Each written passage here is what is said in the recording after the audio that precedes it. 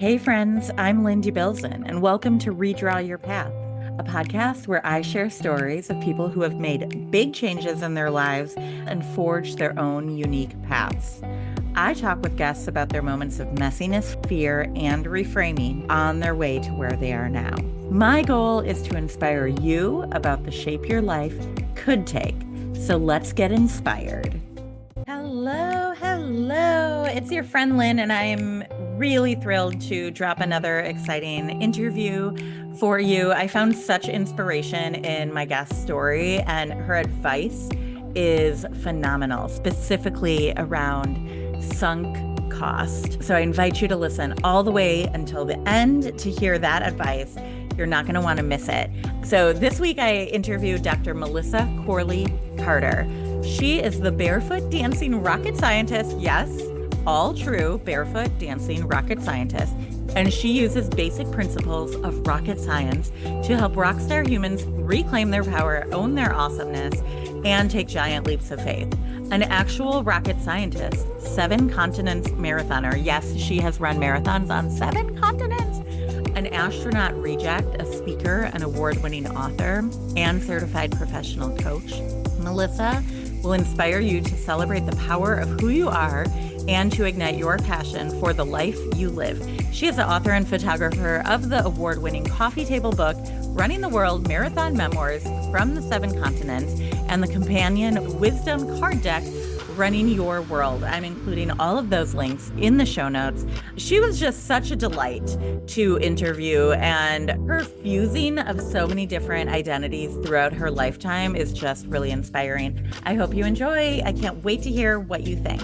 Welcome to Redraw Your Path, Melissa. How are you? I'm doing really well, Lynn. Thank you. I'm excited to be here. Oh, I am so excited to hear your journey. I have a few paragraphs from your bio, and I'm really excited to bring that to life today. Awesome. Thank you. So where I like to start with all guests is tell me where and how you grew up. Give me the context of little Melissa's life.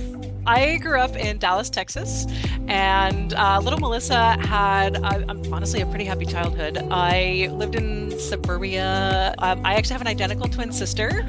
Oh. So I grew up, my sister and I were always doing kind of everything together. So I think a lot of my early life revolves around being a twin because we just did everything together and went through life together. We lived 3 blocks away from my grandparents and just felt loved, and so I feel very grateful for the way that I grew up. I had a good school, had really good friends, and I actually I did go to a private school. I was at that school for 10 years, so I basically grew up with my classmates, and that was a really fun experience too. Awesome. Was it just you and your sister in your family? It was. Mm-hmm. Okay, cool. Parents married? Yes. Mm-hmm. Okay, awesome. I'm just thinking, let's dig into that more. Was the private school like religious affiliated at all, or? Actually, no, which I liked. So it was an all-girls school, and it was the only private all-girls school that was not religious affiliated. So it was just a woman who thought that all-girls education was important and started a girls' school. I think it went really well because I was super shy when I was little, and so I think that we could go off on a tangent about single-sex education, but I do think that for me anyway, it was really helpful because I was able to develop my confidence and all of that. The reason we switched actually was because in 2nd grade, my mom said that we would come home from school and we were bored, and the teachers would give extra work to the boys, but not to the girls. So it seems crazy that in our lifetime that's a thing, but it was. And education was important to my family, and so they were like, what should we do differently? So they ended up switching us to the school, and I think it was just amazing. So really cool opportunity. That's awesome. So it sounds like that education piece was really important. Mm-hmm. Were there any other expectations you grew up with or values that your parents tried to set you up with as you went out into the world? Definitely education. That was a really big one. And also, I think being high character, moral fiber, that kind of thing. There was, I think, an expectation of excellence. I don't know that I felt like it's easy to look back and be like, oh, everybody put all this pressure on me to be perfect. But I feel like I put a lot of that pressure on myself. I don't feel like I was going to get punished if I didn't get good grades. I was certainly celebrated for getting good grades, which might have internalized, must get good grades. But I enjoyed it. I enjoyed school. I enjoyed excelling at school. So I think probably the one area when I was younger that my parents didn't necessarily prioritize and I didn't end up, I guess, developing all that much was physical fitness. Not physical fitness in general, but sports. Like we weren't on sports teams or anything like that. So my sister and I were both on the debate team. My mom really wanted us to be on the debate team. I guess that might have been an expectation, but that was, so it was definitely more on the academic side than the athletic side, the parental family expectations, I guess you would say. Awesome. Being on the debate team is so fun. And I can imagine your family dinners growing up. Yeah, actually, our family dinners, that was also something that I think was probably really helpful. Our parents required us to bring home at every dinner 2 things that we had learned in school that day. It was really funny because my sister and I were going to school together, and sometimes we'd be in the same classes, and something interesting that the teacher would say something interesting class, and we'd be like, that's my thing, and that's my thing. So we'd have to find 2 different things, right? So we were always like on the lookout for what thing we were going to share at the dinner table. Oh my gosh. I love that. That's such a fun daily activity. Yeah. Did your parents share the same as well? What did they learn each day? Actually, no. I love that though. That would have been really cool. So yeah, I think that would have been great. So yeah, so we did what did we learn at school? And also the other thing was, as being twins, and my mom started this when we were super little. And this was so normal to me. It doesn't usually occur to me to bring it up because it's just, doesn't everybody do this? But we had the leader. So every other day, one of us was the leader. And this started from when, I think in kindergarten or whatever, there was a line leader. The whole class gets in a line, you go out to recess or whatever. And so when we were little, the leader got their teeth brushed first and got their hair done first and all those little tasks. So when we were little, it was like great to be the leader. And then when we got older, the leader cleaned up after dinner and was in like making the salads. And that was like, we'd make salads. And for a while, like one of us liked doing the lettuce and one of us liked doing this. Like, I call it tomatoes. And the other person had to do the lettuce.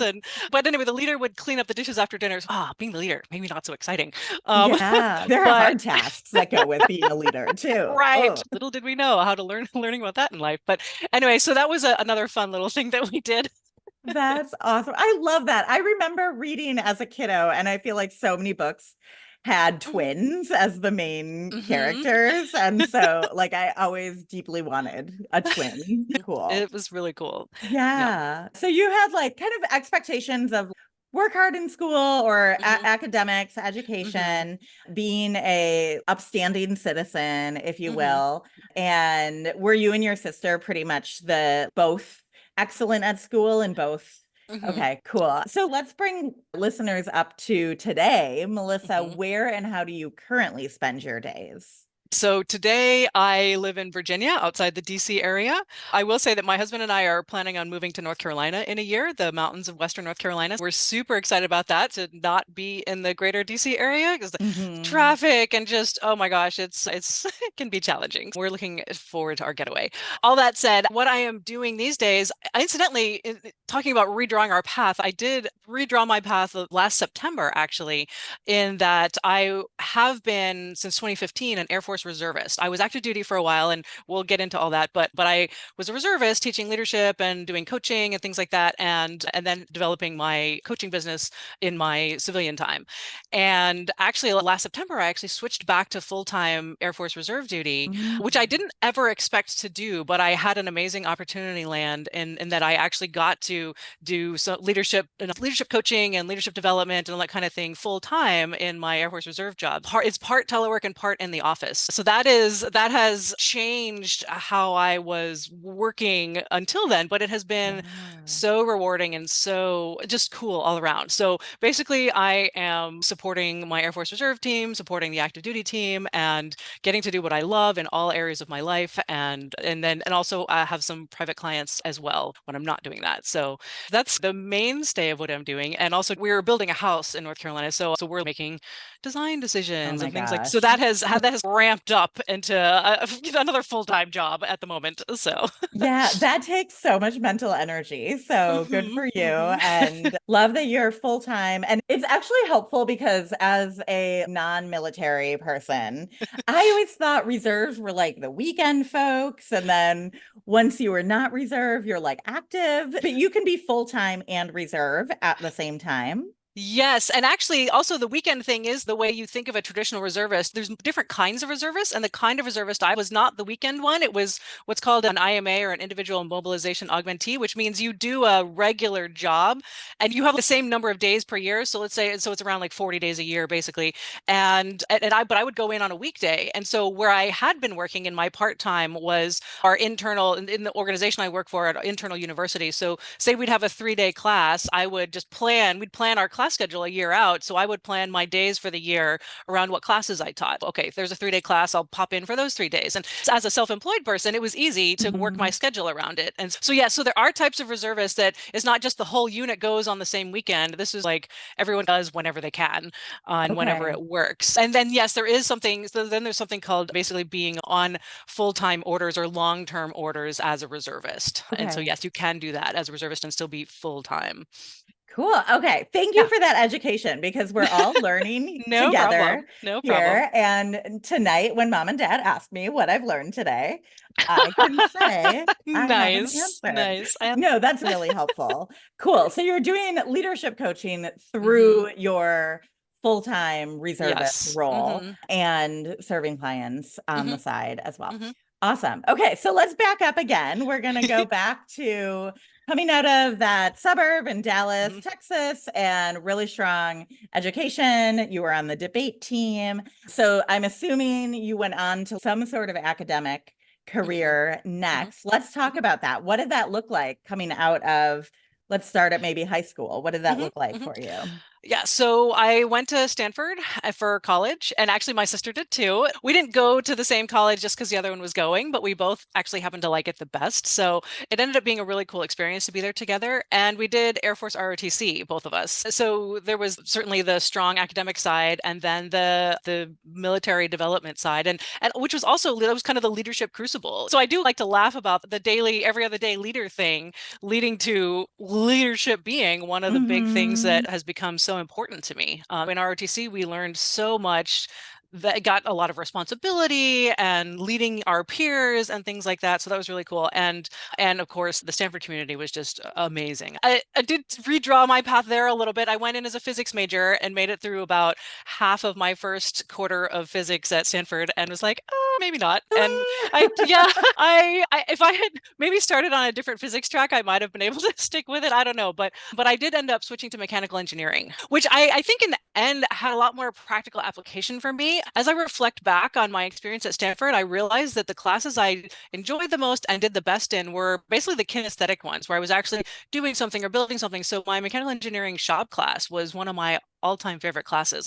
We got to learn so many different things, just hands-on and learning different machines and ideas about the creative process and things like that. And then once I ended up on the aeronautics and astronautics track as well, and got to work in a class where we literally built a CubeSat, which at the time, I don't know how familiar you are with CubeSats or satellites or anything, but they were just starting to be a thing. My professor was one of the ones who started the concept of the CubeSat, and now everybody in the world builds CubeSats and launches CubeSats and things like that. Oh, I've And never heard of it, Melissa. okay. I'm like, wait, I have not had the chance to build my cube set yet.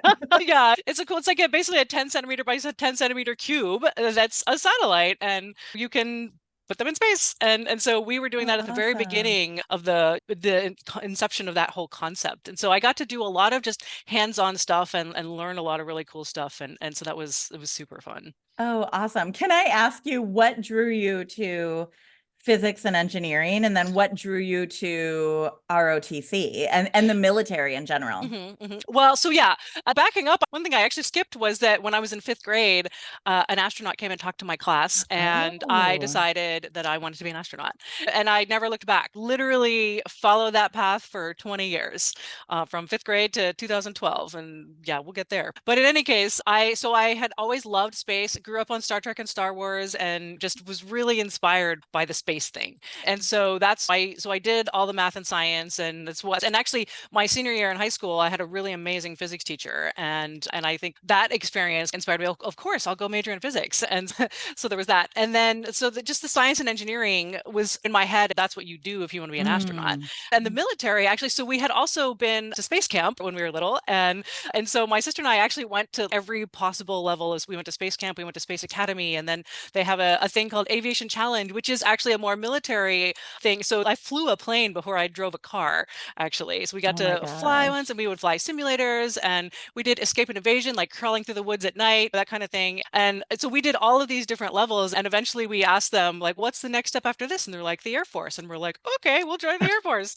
Both of you did? You did say that. Both of you did Air Force ROTC. Were you both like engineering paths? I actually know. So what happened was we both started as physics majors. I switched my freshman year. My sister actually did physics for 3 years, and after 3 years ended up switching to Russian. So she ended up majoring in Slavic languages and literatures. And so we went different directions. So she ended up becoming an intelligence officer, and I became an engineer, like a developmental engineer, as an officer. Yeah. Wow. Oh my gosh. I'm just picturing two, excuse my language, but two badass young, like sixth graders crawling through the woods and flying airplanes. And I'm like, gosh, I wish I had an all girls education. That's so amazing. Yeah, I can't lie. I feel truly grateful to have had the experiences I've had in life. Oh my goodness. Yeah, very cool. Okay, so Stanford, mechanical engineering, and working through the ROTC process. What happened then next? Yeah. So then the other thing that actually happened there was I ended up doing what was called at Stanford a co-terminal degree, where you come out after 5 years with a bachelor's and a master's. And so I did my master's in aeronautics and astronautics, again, with the whole space thing. And so I did that. And then my first assignment, because so when you graduate, you get commissioned in the Air Force. And so my first assignment was at Kirtland Air Force Base in Albuquerque, New Mexico. So I went there, and funny because I resisted the place where they assigned me, because at Kirtland, there were two directorates in the Air Force Research Lab, which is where I was working. And there was the Directed Energy Directorate, which did things like lasers and optics and things like that. And then the space vehicles, which did space vehicle launches and things like that. And I was like, clearly I should be going to space vehicles, but they assigned me to Directed Energy. And I was like, I've not actually taken an optics class. Like, why would they do that? But the universe conspired to keep me in Directed Energy. And it was the best thing. It's definitely one of my big life lessons that sometimes actually other people, where they direct you in your path, sometimes actually people know better. And gosh, I will say I'm a really big believer in drawing your own path, for sure. But I think sometimes I recognize that I was actually making some fear-based decisions. I didn't trust myself to be able to do this job. I was like, I don't know what these people see in me, blah, blah, blah. So it was actually like lack of self-esteem that was driving me to the comfortable place, right? The place that I felt safe.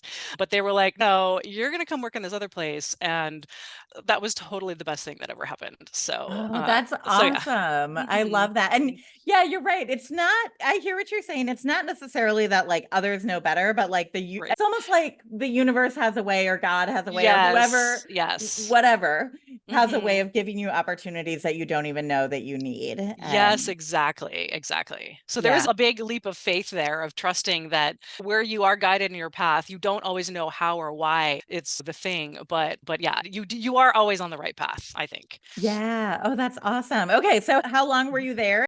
So I was there for 3 years in Albuquerque, New Mexico, and working like way off in the mountains on the base and doing really cool stuff. And actually at that time, I started running. So one of my colleagues was a really good runner, and she introduced me to long distance running. And I actually ended up signing up to run a marathon, because so we had been running, and I was telling my mom about my running adventures, and she's like, hey, there's a marathon in Big Sur, California, where we had actually spent some summer vacations when we were little, or in high school, middle school and high school. And so I was like, oh, wow, gosh, I would love to be able to run on Highway 1 in Big Sur. And that was September, and the race was in April. And I was like, yeah, I could train for a marathon in that amount of time. So it never occurred to me to run a marathon. So I did. I trained for it, and then found out about this thing called the Seven Continents Club at the Race Expo, which is people who run marathons on all 7 continents. And I was like, yeah, sign me up for that. You decided So that after running your first? I decided it before running my Okay. first. I was going to say the expo is like before. It is. So I was like, so by the time the race started, I was like, yeah, I'm totally doing that. So yeah. Wow. Had you ever run for a hobby ever in your life before? No, not as a hobby. I did it. Basically, I had started running in ROTC because you have a fitness test and you run together. And there was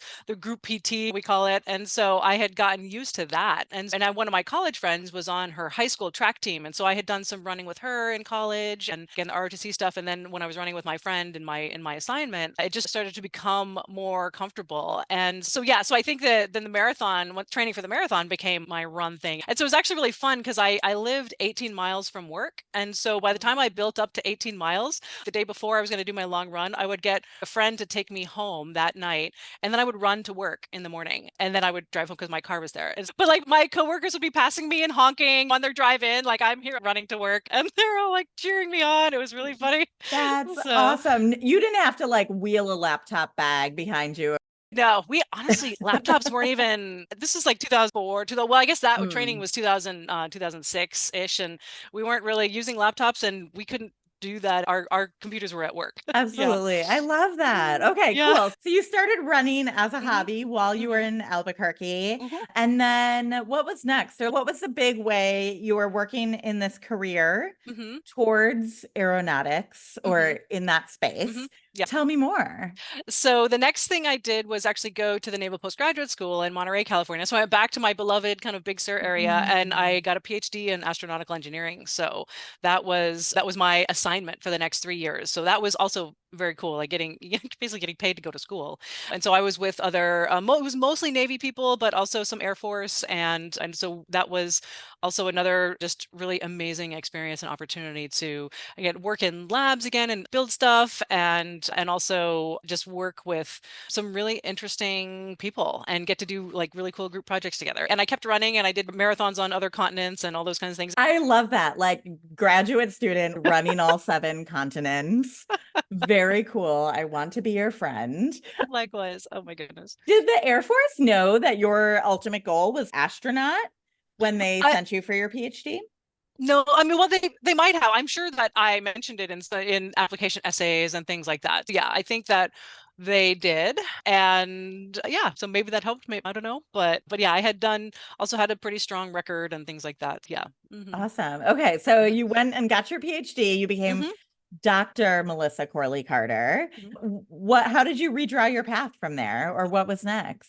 So what was next is I actually came out to Virginia and basically was because my PhD was actually sponsored by the Air Force and this organization out here. And so I did basically what's like satellite acquisitions. It was something similar to what I had done. And so we were writing the requirements and working with the contractors who were building the satellites and things like that. So I was in a research and development space there, and then actually ended up also applying to be a general's aide de camp. So like the general, you work with the general and like go on trips with her and support Mm. her and all that kind of thing. I got a little ahead of myself, but while I was doing the SpaceX was when I finally was able to apply to be an astronaut. Okay. Because the thing that was always in the background going on was that I had really bad eyesight. And so I was waiting for NASA to start to approve corrective surgery. Mm. And during the wait, they did because I knew that my eyesight didn't qualify, but I just trusted the universe that eventually it would work out. And so they started allowing corrective surgery, and I got LASIK in probably 2008 while I was in California. I got the LASIK Okay. and was like, okay, now I'm ready to go. So once I had my PhD, I had my perfect eyesight and all that. The next time they had a class, I applied, and that was going to be the class of 2012. So sent in my application. That was like the most exciting thing. I was like hitting the apply button, was like, oh my gosh, this is totally happening. Yeah. Yay. And it turned out that my eyesight before LASIK was so bad that I was disqualified anyway. Oh. So my medical record, the way you have to get through the Air Force process for like when you apply as a military person, your military service has to select you and then send forward your package to NASA. And they did. I got through the Air Force process. But when they do that, your medical record goes first. So they didn't even look at the rest of my package. They were basically like, eyesight, bonk, no. And so that was like the big crucible moment. Was there any sort of, can I reapply? Was there any sort of, can I appeal the decision? What I ended up finding was there was actually some fine print somewhere along the way that said if your eyesight was ever worse than like refractive error 8 or something like that, then don't bother. Mine had been -10. So I was like, oh, so I could have, so that was a standard that they had. But I actually decided that I was so glad that I had not actually known that, because I had a window about 3 years between getting LASIK and applying or getting the response back, that I really and truly believed it was possible. Because I had Mm. all my life I had assumed that but I also knew that I didn't qualify. So during that window where I felt like I did qualify, I was like, of course they'll take me. Who wouldn't? Thank you very much. I Mm. had no backup plan. It was like a done deal. You have to be confident, right? And I know it does sound a bit arrogant, right? But there's 6 or 8 people get selected from thousands and thousands of people, but I assumed that I would make it. So anyway, all that to Yeah. say, it didn't seem like appeal was the thing. It was like, nope. But so anyways, the period where I really believed it was possible, I think was really necessary for me. So I'm really glad I had that Mm. period. So yeah. Can you say more about that? What did that period help you do or help you see in yourself? No, I think that I had always really believed in myself. And I think I was frustrated that a physical condition, for lack of a better word, could get in the way of your dreams. I felt like my parents raised me to believe that I could do anything that I set my mind to. And incidentally, I feel like there was a little bit of a kind of petulant, rebellious part of me when it didn't happen. When I got rejected, I was like, what is the point? Like, why would you teach your kids that they can do whatever they want when that's not actually true? But many, many years of processing later, I can actually say that they were right. The thing is, setting your mind to is different than your true purpose. I'm getting a little off track here, but I would say that the one of the biggest processing things for me has been learning everything I've learned from the rejection, which was, again, the greatest gift in the entire universe. And I can talk about why, but I just want to say I think that it is, of course, really important to believe that you can do anything, right? But I think it wasn't the physical result of being an astronaut that was important. It was Mm. everything that kind of was behind that. And what's Mm. behind that was, yes, absolutely belief in self and all that kind of stuff. So I had always really believed in myself. So once the physical part got on board, then I was like, okay, cool. The sky's not even the limit. I can do whatever I want because I got the physical part in line. So there wasn't really anything holding me back because all the things that I could control, I had in my own head anyway, successfully controlled. Yeah. Oh my gosh. I love that lesson coming out from that because can you talk a little bit about what that period after the rejection or the decline looked Mhm. like? What were you going through at that point? Yeah, so it was really hard. The first, it was lots of, right at the outset, it was lots of crying and like calling Mhm. everybody I knew and being like, oh my gosh, my parents and my family and my friends. And like I had in my apartment at the time, I had all my Star Trek DVDs like right out in front of my TV. And I literally put them in the closet because I would start crying when I looked at them. And it was really challenging because it was truly devastating, I think. And because, and again, lots of reflection later, like I have realized that it wasn't part of obviously a huge part of it was not getting to be an astronaut, which had been my dream for so long. But I think it was actually more of an identity crisis because I had literally wrapped my entire identity around becoming a future astronaut. Like I had told everyone I had ever met that I was going to be an astronaut and or that I wanted to Mhm. be an astronaut. And they all said we could totally see you doing that. And so I was like, I was angry and frustrated too. I was like, everyone in the world thinks that I would be an amazing astronaut. Like, why do I not get to do this? That doesn't make any sense. But I was also like really afraid. I was like, what am I going to tell people? As if not being an astronaut, it makes you a worthless person. But like I was just like, now what? What is my reason for being? So I was really Mhm. struggling with the whole identity question. The thing that I think that was really helpful at the time, I mentioned being the general's aide.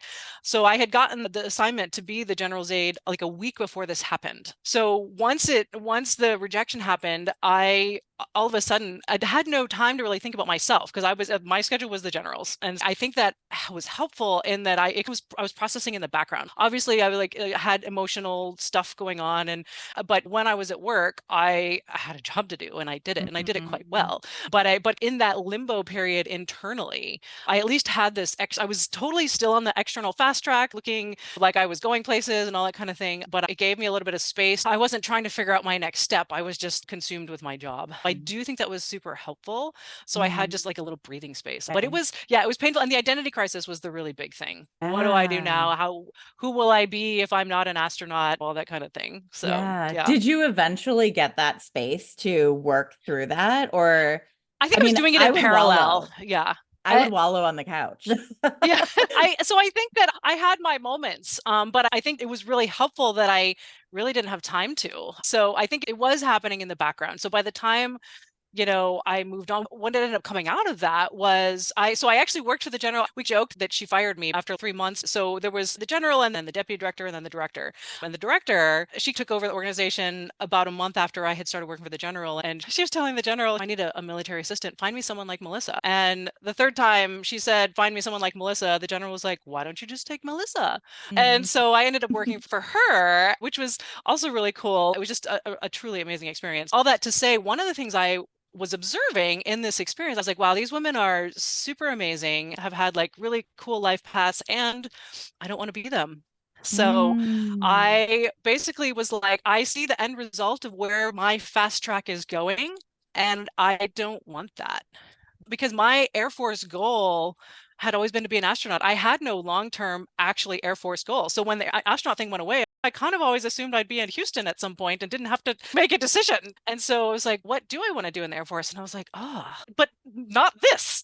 And so that kind of sent me in another direction. Okay. Do you remember any sort of tools or practices you leaned on at that time to figure out you knew it wasn't this, it Mm-hmm, wasn't the astronaut, and mm-hmm, then you knew it wasn't this like being the high-powered mm-hmm, general, mm-hmm. etc. How did you figure out what you were meant for? That actually took a bit longer. One of the things that I think started to creep in was while I had been running on one of my marathon trips, my roommate had introduced me to hot yoga, which I totally love. And so I started doing hot yoga and learning about the concept of mindfulness. And there's this 2 minutes of asana time. And the little nuggets of life lessons like how you are on the mat is how you are in the world, and being gracious with yourself and compassionate with yourself. And even though the postures are the same every single time, it's always a new class and you come with a new body and blah, blah, blah, blah, blah. All of those little lessons were kind of integrating, and I Mm, was learning about this other side of life. mm, And I think that was probably one of my big tools was learning how to do life at a different pace okay. and reflection and things like that. And so then I took some leadership classes, and this is now a couple years after the astronaut thing. And after I had completed my experience with the leadership, I went to a new job in Las Cruces, New Mexico, still for the same organization, but at a different place. And there I took a 3-day 7 Habits of Highly Effective People class, which Okay. is phenomenal, would highly recommend to anyone. And there was this one exercise where we were supposed to be writing our mission statements, just free write mission statement. And so I was doing that. And at the end of it, I was like, okay, nothing that I wrote about had anything to do with my actual job. It was Hmm. all about this other stuff that was important to me. And I was like, huh, that's super interesting. And so I had this big aha in that class of, if I can excel this much at something I'm not passionate about, how much more could I excel at something I really am passionate about? And so that was my Mm. big takeaway. I started to think, what else is out there? That's where it started. Yeah, that's so powerful. I love yoga for all the Yes. lessons it gives Uh-huh. us. Mm. Were you having to do any reframing of yourself in terms of, I'm Melissa the astronaut? Oh, wait, no, I'm Melissa the Air Force general's aide. Oh, Mm-hmm. wait, no, I'm Melissa the yogi. Mm-hmm. I'm Melissa the leadership coach. What was that looking like inside your head? Yeah, so that's super interesting because actually, when I was in Las Cruces, I did Toastmasters for a little while. And one of the Okay. first things you have to do is get introductory speech. And I remember actually recognizing that when I did my speech, it was the first time I had ever made a speech or given an intro of myself that was not about my desire to be an astronaut, because that had Mm. always been my thing. And I was like, okay, well, that's not there. So it actually was about running a marathon on all 7 continents, which incidentally, I actually finished my last continent the same year that the astronaut rejection happened. So I had these two major life goals. One ostensibly crashed and burned, and the other one was like super successful, all in the same year. So I was like, that seems important somehow. So I think one of my identities became that person who had run a marathon on all 7 continents. And so I would talk about that. And that was the journey. And one of my favorite quotes at the time, I have some different opinions now, but there's this really cool quote that I love that was, every morning in Africa, a gazelle wakes up. It knows it must outrun the fastest lion or it'll be killed. And every morning a lion wakes up, it knows it must outrun the slowest gazelle or it will starve to death. And it doesn't matter whether you're a lion or a gazelle. When the sun comes up, you'd better be running. I love And that that. was always super inspiring for me. And again, now with different pace of life, I'm like, oh, okay, maybe not when the sun comes up, you better be running. But like when the sun comes up, like how aligned with your purpose are you? Like how are you running on the path of life?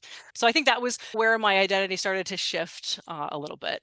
Cool. I love that. Yeah. Thank you for sharing that. And that quote You're is welcome. incredibly powerful. What was the next big way you redrew your path from there? So the biggest way then was actually leaving active duty. So with that whole kind of mission realization of, I don't know what my purpose is, but I don't feel like it's what I'm doing. I was basically like, okay, what can I do next? And there were some reserve opportunities where I had the opportunity to become a reservist and teach those same classes with that group. Wow. So I was like, okay. So again, I did leap into the unknown without knowing what was next. I had some inklings of this whole concept of life coaching that was starting to become more of a thing. And my sister had introduced me to a book called Take Time for Your Life by Cheryl Richardson, I think. And we had read it together. And I were like, okay, so let's talk about chapter 1. Let's talk about chapter 2. So we did that kind of reading thing together. And so it was the really big redrawing my path of leaving active duty that I had assumed that I would just, kind of be on for. I'd always said I'll do it as long as I'm enjoying it. But you have in the back of your mind like the whole 20-year retirement thing. And so a lot of people actually thought I was crazy. They're like, you're 11 years in, it's only 9 more years. What are you thinking? And I was like, you know what? I projected the proverbial fast track that I was on. I projected it out 9 years and I was like, I don't want to do that. I think I'm going to be miserable if I do that. And so it actually was it was surprising to people, but it was also, I think, again, a really big leap of faith to say, you know what? I'm not going to worry about the active duty retirement. I was fortunate to get a reserve position. So I still got to stay in the community and still in the Air Force. I actually just hit my 20 years like a couple weeks ago. So Wow. yeah, Congrats. thank you. Thank you. So it's the reserve retirement obviously is very different, but it wasn't about that. It wasn't about the money or the whatever. So anyway, so I had the reserve thing and then I was basically like, I'll just see what happens. And so then Hey. I learned about coaching and I went through a life coach program. So became a certified coach and then just followed where it led. Then I was like, I'll get certified in this thing and I'll get certified in that. So I did lots of dabbling in different Mhm. modalities and whatever, and still was wandering for a while. I feel like I have gone in lots of different directions and thought that I was going to do this kind of coaching. And then I thought I was going to do that kind of coaching. And then it was just following the steps where they led and then writing a book and creating a card deck. And so all that stuff was like one step at a time learning and Mhm. without being able to predict it. Absolutely. Can I ask, Melissa, when you were hearing those voices around you of, are you crazy? You're going to give up the 11 years you've put in and not make it to the 20-year retirement. Mhm. What was coming up for you then? And like, how did you really quiet those voices or like take them in and know what was right for you? And I guess like this question is coming from my listeners know I'm a people pleaser to the max, right? And I Mhm. never want to let Mhm. anyone down. So I'm Mhm. curious if that was anything that came up for you as you were navigating that decision. Yes, I'll say that I think that the ones who were like, "Are you crazy?" That didn't really bother me because I absolutely knew that it was the right decision. But I am also a people pleaser, so I totally get it. And walking into my commander's office, who I was actually like good friends with him too, like walking in to tell him that I was leaving was so hard. I was like, how do I tell the general who invested so much in me, that I'm leaving? Typically the reason they do that is because they expect to see you like go places. And so Mhm. I did feel a little bit guilty that all these people had taken a chance on me and was I letting them down? And so I was terrified going into my commander's office. And at the end I was like, I should have known. I should have given him the benefit of the doubt. He was so amazing. He was basically Mhm. like, I totally get it. He's like, what can I offer you? You're going to not be happy at the end of it. And other people were telling me, I wish I had the courage to do that, to leave Wow. the security and do something more fun. Sometimes it just feels like the grind, right? And Mhm. so I think a lot of people stick with it and think it's crazy to leave because they don't know what else they would do, and they don't know if they have the wherewithal to land on their feet, as it were. And so for some people, I think maybe it feels like a lack of options or something. And so there's just a sense of obligation, or just a sense of, I don't know what would be better. I don't know what else I could do. And I was like, I don't know what else I can do, but I know I can. And so anyway, so I did feel some guilt and some trepidation about telling my mentors that I was going in a completely different direction, but they were just all really amazing about it and so supportive. And it was so helpful to feel like, oh, they get it, and they're not gonna try to hold me, because they see that there is something else out there. Mm. So I think that was really helpful. That's really beautiful. And I'm so happy for you that you had that experience when making that decision, because, and it sounds like you knew that there was something else, but it wasn't the current path you were on. Thank you for sharing that. You're so welcome. Were there any other ways that you redrew your path after that? And you've built a coaching business, you've written a book. Have you run more marathons? Tell me more about any other redraws. So I haven't run more marathons in a while. The last one I ran, so I finished the continents in 2012. The last marathon I ran was in 2015. So that was a while ago. But I will say that one of the other ways I redrew my path was when I was with my book. So I had thought that I was going to write a book about leadership, and I kept trying to figure out what I could say about leadership that other people hadn't said. I was like, everyone and their dog has written a book about leadership. What am I going to say that is any different? And I was beating my head against the wall, and it was really interesting because I had been through a lot of courses and creativity stuff and the Artist Way, Julia Cameron's Artist Way.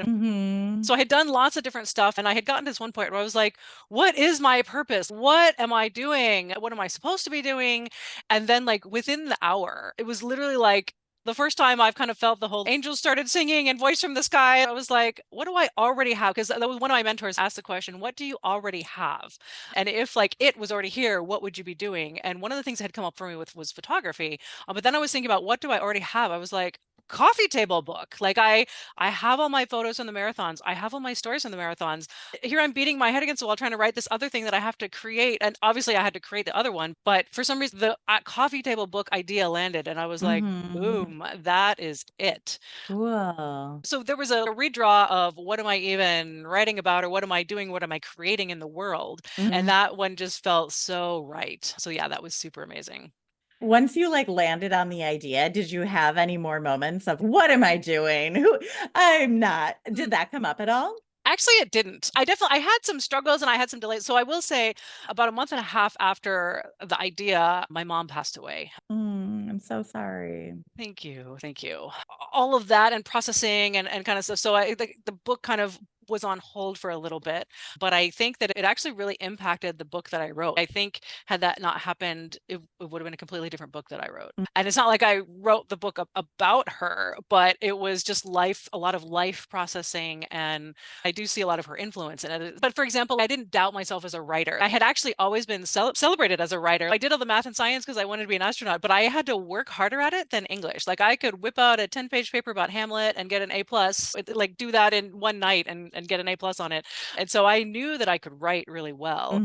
And I knew that I had a really amazing response to my photos over the years. And so I didn't really doubt the creation process. It was hard. There were times when I get stuck and I'd be like, what goes here? But I learned that asking questions, and this was like exactly what happened with the idea for the book. What is my purpose? Instead of just beating your head against the wall trying to figure it out, asking a question is like the solution to everything. I love that. I love that. Putting that in the advice section. Yes, put that in the advice section. Ask a question. Ask a question. And then it's okay. And what idea do you have next? Or what song do you hear on the radio or the billboard or the whatever? Like, when you ask the question, input comes in, and it doesn't have to just all come from your noggin, which is not out there to make decisions. It's for asking questions. So, well, that is the perfect segue, Melissa. Like, what other advice would you give to folks who are redrawing their path or considering it or in the middle of it? Yeah. So I think the biggest piece of advice I would give is, don't be afraid that everything you have invested to this point, like time, money, energy, effort, whatever, don't be afraid that it's wasted if you change directions, because everything that you have done is part of you and will be. So I know if you started as an engineer and have gone this other direction, so did I. And so part of me was, what did I get all these engineering degrees for if I'm going to go be a life coach? As it turns out, I use a rocket science analogy and metaphor in my coaching. So like everything is actually contributing and nothing is wasted. So one more little kind of nuance to that, when I was in Albuquerque in my first assignment, my friends were big poker players, and so they taught me how to play poker. And so if you're familiar with Kenny Rogers' song The Gambler, you got to know when to hold 'em, know when to fold 'em, know when to walk away, know when to run. What my friends taught me was that, and I was not very good at this, if you have put a whole bunch of money in the pot, like usually I would be like, I can't fold because I put so much money in the pot already. And they're like, no, no, no, no. The second you are not holding the winning hand, you fold. It does not matter how much money you have put in the pot, you fold, because if you keep betting, you're going to lose more money. And so how I apply that to this concept is that every ounce of energy and time and money and resources, whatever, that you have put into your path, discovering what is right for you is not wasted. It only becomes wasted if you know you're on the wrong path and you keep throwing basically bad money after good, right? And so if you're already feeling like you're not on the right path, but you feel like you have committed too much or invested too much to stop now, like that's when you start to waste it. So it is absolutely okay to redraw your path and go do something new, and just trust, even if you don't know now how your past path is going to contribute, and you will eventually discover it. And it doesn't even necessarily have to be a discovery. It has made you the person you are today, with the courage and the confidence to go in a different direction when other people might be like, oh my gosh, are you crazy?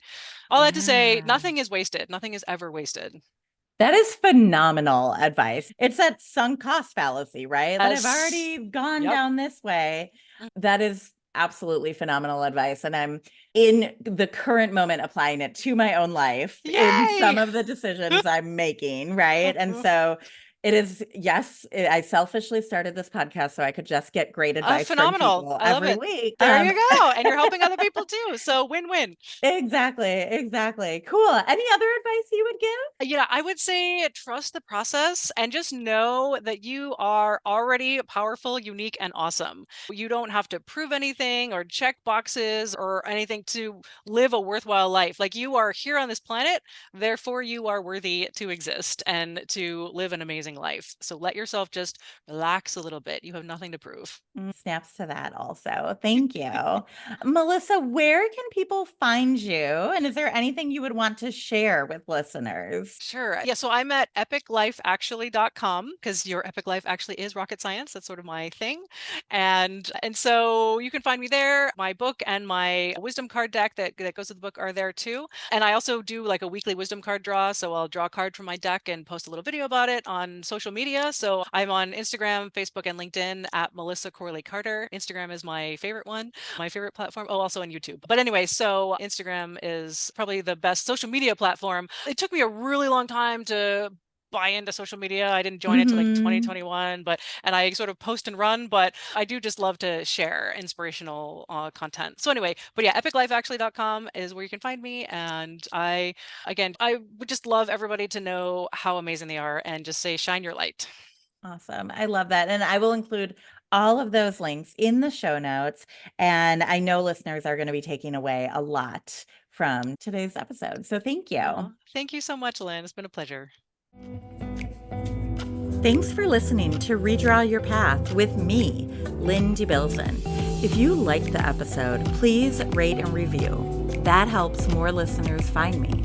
And don't be shy. Reach out and connect with me on LinkedIn and sign up for my e-newsletter at redrawyourpath.com. I can't wait to share more inspiring stories with you. See you next week.